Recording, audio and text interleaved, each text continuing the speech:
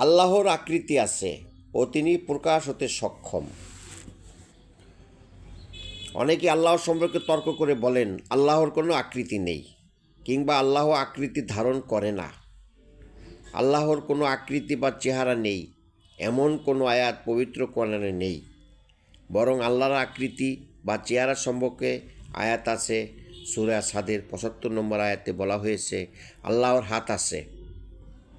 অনেকেই বলে আল্লাহর সেই হাত নাকি কুদরতি হাত, কিন্তু যে হাত আদমের দেহ তৈরিতে ব্যবহৃত, যেহেতু আদমের দেহ মাটি দিয়ে তৈরি, অর্থাৎ বাস্তব বস্তু দিয়ে তৈরি, যে হাত দিয়ে আদমের দেহটা তৈরি সে হাতটা নিশ্চয়ই বাস্তব। আল্লাহ বলেন আমি নিজ হাতে আদম তৈরি করেছি। সূরা সাদের ৭৫ নম্বর আয়াত। বিদায় আল্লাহর হাতটা বাস্তব। সূরা কালামের ৪২ নম্বর আয়াতে বলা হয়েছে আল্লাহর পা আছে। আল্লাহর যে পা প্রকাশ হবে সে পা নিশ্চয়ই বাস্তব। সেদিন আল্লাহর পা প্রকাশ করা হবে। সূরা কালামের ৪২ নম্বর আয়াত। এবং বাকারার ১১৫ নম্বর আয়াতে বলা হয়েছে আল্লাহর চেহারা আছে।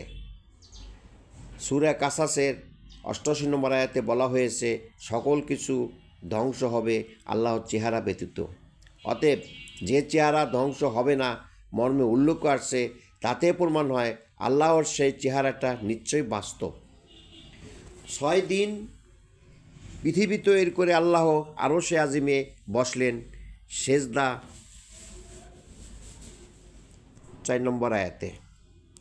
যেহেতু আল্লাহ আরশে বসলেন, সেক্ষেত্রে দাঁড়ানো বসা উল্লেখ আছে, তাহলে অবশ্যই তার ধর বা দেহ আছে।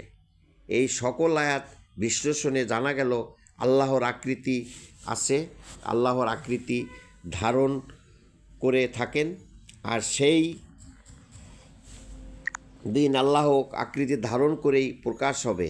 আর তাই সূরা হাদিদের ৩ নম্বর আয়াতে বলা হয়েছে আল্লাহ প্রকাশ্যে বিদ্যমান।